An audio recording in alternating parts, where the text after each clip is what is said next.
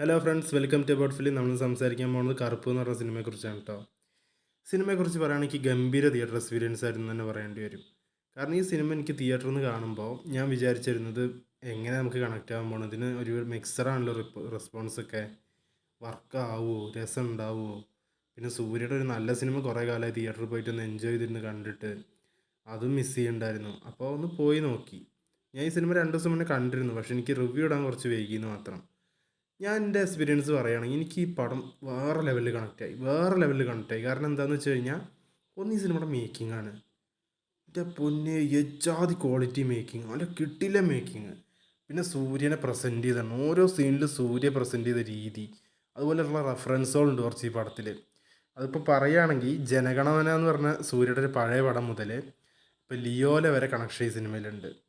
അങ്ങനെ ഒരുപാട് സിനിമയുടെ കണക്ഷൻസ്, ഒരുപാട് കണക്ഷൻസ്. അതുപോലെ ഈ സിനിമയിൽ സൂര്യയുടെ ക്യാരക്ടർ കറുപ്പ് സ്വാമി, അതായത് ദൈവമാണ് ഈ ക്യാരക്ടർ. അത് ആർക്കൊക്കെ എന്താ പറയുക, ഈ ഒരു സ്റ്റോറിയിൽ ഇന്നാവാൻ പറ്റിയാലേ ഈ സിനിമ എൻജോയ് ചെയ്യാൻ പറ്റും. കൂടിയും പറയാലോ. ഇപ്പോൾ നമ്മൾ ലോക എന്ന് പറഞ്ഞ സിനിമ കണ്ട് എൻജോയ് ചെയ്തില്ലേ, അതേ ടെംപ്ലേറ്റ് പരിപാടി അതും. അത് നടക്കുന്നൊന്നും പറയാൻ പറ്റില്ല. പക്ഷെ നമ്മളുടെ കൾച്ചറിലുള്ളൊരു കോൺട്രസ്റ്റ് എടുത്തിട്ട് ഒരു നമ്മളെ ഈ പുതിയ കാലഘട്ടത്തിലേക്ക് ചേരുന്ന പോലെ പ്ലേസ് ചെയ്തപ്പോൾ നമുക്ക് ഗംഭീരമായിട്ട് വർക്കായി. അതേപോലെ തന്നെയാണ് ഈ സിനിമയും. കാരണം കറുപ്പ് സ്വാമി എന്ന് പറയുന്ന അവരുടെ കൾച്ചറലായിട്ടുള്ള ഗോഡ്, നമ്മളിവിടുത്തെ മുത്തപ്പൻ എന്നൊക്കെ പറയുന്ന പോലത്തെ ഒരു ദൈവത്തിനെ പുതിയ കാലത്തിൽ, അതായത് ഇപ്പോഴത്തെ കാലത്തുള്ള കോടതിയിൽ നിന്ന് ഒരു നീതി ലഭിക്കാൻ വേണ്ടി ഒരു മനുഷ്യൻ അദ്ദേഹത്തിനെ പ്രാർത്ഥിച്ചിട്ട് അദ്ദേഹത്തിന് വേണ്ട പൂജ ചെയ്ത് കഴിഞ്ഞപ്പോൾ മനസ്സൊരുക്കി പ്രാർത്ഥിച്ച വിളി കേട്ടിട്ട് ദൈവം ഭൂമിക്ക് ഇറങ്ങി വന്ന് സംരക്ഷിക്കാൻ ശ്രമിക്കണം, അല്ലെങ്കിൽ നീതി നടപ്പാക്കാൻ ശ്രമിക്കണം. അതാണ് ഈ സിനിമയുടെ ബേസിക് ആയിട്ടുള്ളൊരു പ്ലോട്ട്. നിങ്ങൾ ഒരുപാട് ഈ സിനിമയുടെ ഇപ്പോൾ തന്നെ കുറേ കാര്യങ്ങൾ കേട്ടിട്ടുണ്ടാവും എന്ന് എനിക്കറിയാം. എന്നാലും ഞാൻ പറയുകയാണ്, ഈ സിനിമ നിങ്ങൾക്ക് കണക്റ്റ് ആവാൻ ചാൻസ് കുറവാണ്. കാരണം പ്രത്യേകിച്ച് മലയാളികൾക്ക് ഈ സിനിമ കണക്റ്റ് ആവും. ഞാൻ പോയ തിയേറ്ററിൽ തന്നെ ഒരുപാട് പേര് ഇത് എന്ത് പടം, ഇത് എന്തൊക്കെയാണ് കാട്ടിക്കൂട്ടുന്നു, ഒരു രസമില്ല, ഇങ്ങോട്ടാണ് പോടാ ഇവിടുന്ന് പറയാൻ തോന്നി. കാരണം ഇത് എൻജോയ് ചെയ്യാൻ പറ്റണം നമുക്ക്. നമ്മൾ ഈ സിനിമയിലേക്ക് ഇന്നായി കഴിഞ്ഞ വൈബാണ് ഇത്. RJ ബാലാജി പറഞ്ഞ ഡയറക്ടർ, മൂപ്പര് മുമ്പുള്ള സിനിമകൾ കണ്ടാൽ മനസ്സിലാവും. കാരണം വീട്ടിലെ വിശേഷം, അതേപോലെ മുക്കുത്തിയമ്മൻ, അത് LKG, ഇതൊക്കെയെന്ന് പറഞ്ഞാൽ ഇങ്ങനെ സംഭവിച്ചിരുന്നെങ്കിൽ നന്നായേനെന്ന് തോന്നുന്ന സിനിമകളാണ്. അതായത് അങ്ങനെ നടക്കാൻ സാധ്യത കുറവാണ്, പക്ഷെ നടന്നാൽ അടിപൊളിയാവുമല്ലോ നമുക്ക് തോന്നൂലേ. അങ്ങനത്തെ ഒരു പരിപാടിയാണ് മൂപ്പരുടെ. അതാണ് ഈ സിനിമയിൽ യൂസ് ചെയ്തിട്ടുണ്ട്. അത് നല്ല ഗംഭീരമായിട്ട് യൂസ് ചെയ്തിട്ടുണ്ടെന്നുള്ളതാണ് സത്യം. അതെവിടെയും ബോറാക്കുക അല്ലെങ്കിൽ നശിപ്പിക്കുക ഒന്നും ചെയ്തിട്ടില്ല.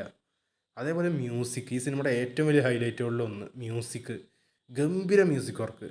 പിന്നെ ഈ സിനിമയുടെ സിനിമോട്ടോഗ്രാഫി എല്ലാം അടിപൊളി. ഇന്ദ്രൻ സാറിൻ്റെ പെർഫോമൻസിനെ പറ്റി സ്പെഷ്യൽ മെൻഷൻ. ഒരുപാട് മലയാളികൾ ഈ സിനിമയിൽ അഭിനയിച്ചിട്ടുണ്ട്. അദ്ദേഹത്തിൻ്റെ മകളായി അഭിനയിച്ച കുട്ടി അടിപൊളിയായിട്ടുണ്ട്.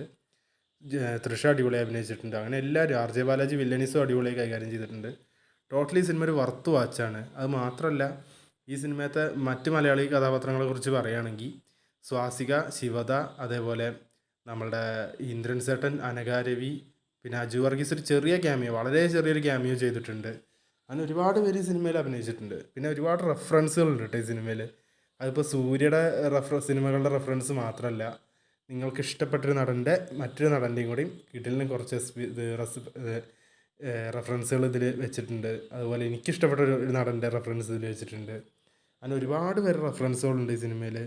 ഇതിലെ പെർഫോമറുകളെ പറ്റി പറയുകയാണെങ്കിൽ ഇന്ദ്രൻ സാറിനും സൂര്യയും അതുപോലെ എല്ലാവരും അഭിനയിച്ചവരൊക്കെ അടിപൊളിയായി ചെയ്തിട്ടുണ്ട്. പ്രത്യേകിച്ച് ഇന്ദ്രൻ സാറിൻ്റെ ഇൻ്റർവെല്ലിന് മുമ്പ് ഒരു പെർഫോമൻസ് ഉണ്ട്, ഒരു രക്ഷയില്ലാത്ത പെർഫോമൻസാണ്. അത് നമ്മളെ കണ്ട് പഴകിയതുകൊണ്ട് നമുക്കത് വലിയൊരു സംഭവമായി തോന്നില്ല. പക്ഷേ തമിഴന്മാർക്ക് അങ്ങനെയാവില്ല, വേറെ ലെവലിൽ കണക്റ്റ് ആവും.